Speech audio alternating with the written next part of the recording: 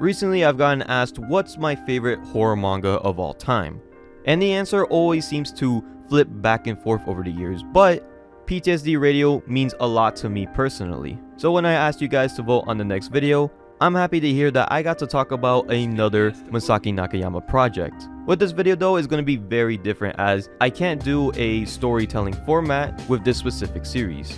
However, this book and its sequel hold a very special place in my heart, and has a very creepy origin story. So today, let's go over the short stories that really creeped me out, not for its imagery, but for its real life tie-ins. This is Fuan no Tane, or The Seeds of Anxiety. But if you guys want to see more anime content like this one, then why not go down and hit that subscribe button. We also have a Discord server if you guys would like to hear updates on videos, lives, and merch. Also, I'll be streaming every single Saturday at 6 PM here on YouTube. But without further ado, let's get on with the video.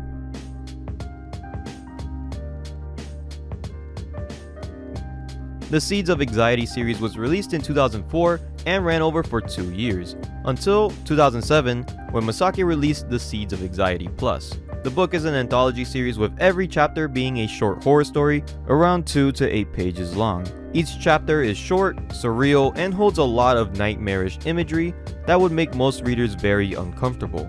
The Seeds of Anxiety series is definitely the prototype to his later project, PTSD Radio, that came out in 2010. Both series have the same format except for one key difference, and that is that PTSD Radio has a disconnecting narrative and mystery that builds up in all 3 volumes. There are timelines, recurring characters, the same entities, and an overall source of evil. For more info on that, I made a video about it almost a year ago if you want to check that out. But when it comes to the Seeds of Anxiety series though, I went straight into it thinking it was going to be something similar. But sadly, there are no similarities except for how short the chapters are. The series has gotten a bad rep for being really repetitive and dull, and that's 180 chapters of the same formula. And sadly, I have to agree with the complaints, because it does get a bit boring to read. However, I started looking at this series with a deeper perspective than just short stories intended to scare. Starting in Volume 1, The Seeds of Anxiety contain multiple subheadings that hold up to 4 to 5 short stories, revolving around a common theme. The first section in Volume 1 is around school stories, the second is around stalkers, etc, etc. The first thing that you notice going into these stories though are the year and location of each story. Not every chapter has a year and location, some just have the year, some just have the setting, and some have neither. I thought that the year and location could lead us to building a timeline, but you barely see any of the same locations or years, and if they do, it doesn't really lead to anything. Volume 2 is the same thing, different sections around a common theme, with a couple more years and settings that don't lead anywhere. Volume 3, however, has nothing. No settings or years mentioned, with only one story mentioning like an unknown company in an unknown prefecture getting blown up. Only the final chapter mentions a setting, but I want to talk about that later. So with a bunch of years and locations, it's odd to think that they were just put there for no reason. So I kept digging, and there was one small detail that really changed the way I viewed these stories. With some of the stories, either before or after the chapter, you get real life photos of where the stories take place. Every volume has pictures. Even chapters without the years and settings have photos. It could be some reference photos he found on the internet, but this small detail led me to discovering that most of these stories are probably based on real life ghost encounters.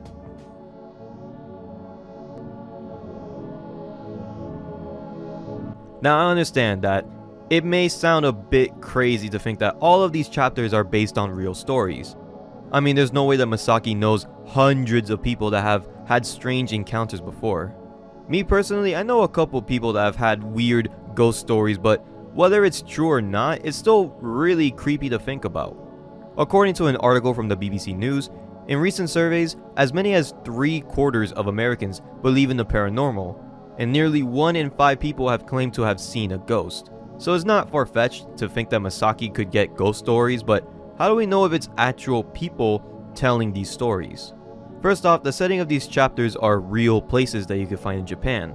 Volume 2, Chapter 16 takes place in 1987 at Itanki Beach, Hokkaido, which is a real beach that you can go to in Hokkaido. Volume 1, Chapter 22 takes place in 1993 along Kanda River, which is again a real river that you can go to in Tokyo. If you try to find the photographs of the river attached in the manga, you can't find it anywhere on Google Images. And second, the years mentioned in those chapters could indicate the actual years when the incidents took place, as told to Masaaki. Now this theory could work if it wasn't for Volume 2, Chapter 14, Eyewitnesses. Two boys are admiring a brand new camera when one of them decides to take a bunch of pictures outside the window. Suddenly a car accident happens, resulting in a pedestrian losing their life. One boy asks the other if he captured the accident on camera, and the shocked boy replies that he did. Feeling uneasy, he decided to go home. Later, when the other boy checks the photos, he sees images of a woman walking in the middle of the busy highway. In the photo, she turns around, faces the camera, and smiles just as she gets run over. The chapter takes place in 2001 at Omi Highway, which if you look up, is not a real highway. The closest thing you get is Omekaido Highway in Tokyo. But even then, I couldn't find any public records of the accident happening there, so we don't know if the story is real or not. Honestly, all of these stories could just be works of fiction. Unless, in the sequel series, The Seeds of Anxiety Plus, Chapter 10 starts with a blackout. All the lights in the city are out. A girl named Yukari grabs a flashlight to help her family see in the dark. The light keeps flickering, so she repeatedly turns it on and off. Finally, she manages to get it on, only to see a tall, lanky figure with a distorted, crooked face standing behind her family. She drops the flashlight in shock, plunging them back into darkness and screaming at the top of her lungs. This chapter takes place in 2006, the day of the Great Tokyo Blackout.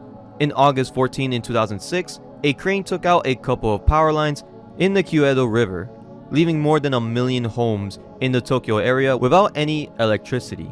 Even if the story is exaggerated for the audience, there is still bits of truth in that encounter, to the point where Masaaki himself had to add the exact date and setting to the chapter. And that is what I think is happening throughout the entire series. People telling Masaaki their own scary events for him to dramatize and exaggerate to a more disturbing image. And if you don't believe me, I still haven't even mentioned the final chapter of the series.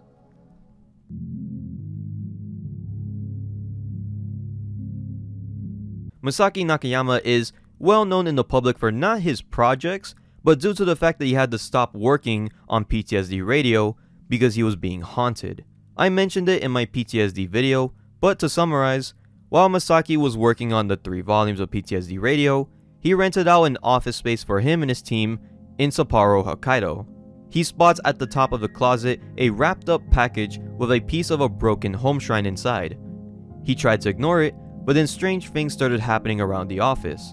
Footsteps coming from a vacant room, weird black holes on the lower floor, and the scariest encounter of them all, a shadowy figure looking in on the bathroom door. He would even get hospitalized and gotten sick multiple times while writing these stories, which would lead him to cancel the series entirely. Now that was back around 2010 to 2017. What does this have to do with the Seeds of Anxiety? Well, like in PTSD Radio, Masaaki likes to include his own personal stories in his work.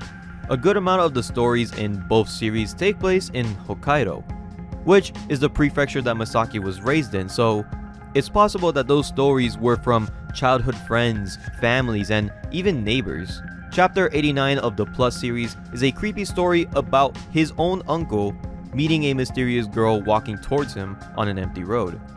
Freaked out, he decided to take another path and walk past her. He glances back at her and she starts running past him. However, the way she ran was odd. She didn't bop up and down like how a normal person would run. It was like if she just glided through. Chapter 96 of the same series is one of the best stories of the entire series. A delivery man is looking for a house when he sees a boy stuck in some hedges. The boy asks him for some help getting out. The man complies, but when he's about to pull him out, all he sees is blood splattered on a wall, and the boy's right side completely crushed. A neighbor's testimony says that she heard a loud crash, and when she went outside, saw the delivery man with the victim. But what we've been reading is the testimony of the delivery man, and for the amount of times it's been told, there were never any inconsistencies. The chapter we've been reading is Masaaki's neighbor's testimony, We can assume this because of the way Masaaki breaks the fourth wall, which he only does this when he's talking about a chapter involving him or his family. Speaking of chapters involving him, he appears 4 times in this series. In his uncle's story, his own weird encounter with some mail, and the 2 final chapters of the series. The final chapter of the Plus series is just him thanking the reader for reading over 100 stories, and a final story about him being afraid of a kid's book when he was little, and now overcoming that fear by writing this series. But the most important chapter of this whole theory is the final chapter of the original series. In the chapter, he thanks everyone for the past 2.5 years of working on it. He claims to not have any paranormal experiences, but he does have one really creepy story when he was in the 2nd year of middle school. He was in the city's swimming club, and his team wanted to be able to practice during the summer. The coach tells them that since they can't use the school's pool, he found them a pool in a neighboring town. Even though the pool was pretty small and had a plastic tent over it, they practiced till the night came. The team got out of the pool for a couple of minutes to dry off until a crowd started hurtling around the entrance of the tent. They were all looking at the pool like they just witnessed an accident. Masaaki looked at where they were looking but didn't see anything. When the rest of his friends came to see, their faces immediately lost expression. The coach did a head count and locked the tent for the night. Throughout the night, Masaaki kept asking his friends what they saw, but no one would tell him. Eventually, on the bus going back home, one of his friends told him that they saw at the corner of the very last lane a boy with a ghastly face in the water.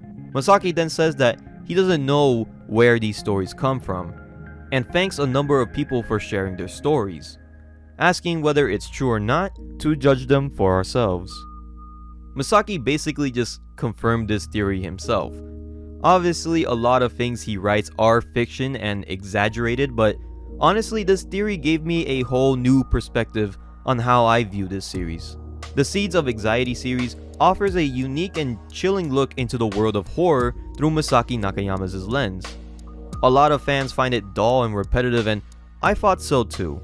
However, the possibilities that many of these tales are based on real-life encounters adds an extra layer of creepiness, leaving us to wonder where reality ends and fiction begins. Digging deeper into these stories and understanding Masaaki's style actually improved my whole reading experience. Theorizing, discussing, and doing research made this really dull experience into a fun one. Whether you're a skeptic or a believer in the paranormal, there's no denying the unsettling impact of these stories. All you had to do was just plant that little seed of anxiety. But thank you guys for watching this video. This is a very different approach from my normal videos, but it was something that I just found really interesting. But also thank you guys for 10,000 subscribers. I never thought I'd reach this very soon, but I am super grateful and blessed for you guys to be supporting me throughout these years of me doing this. But I hope you guys really enjoyed this video. And if you guys want more horror, anime, and manga content, then why not scroll down and hit that subscribe button. But I'll be seeing you guys in the next video.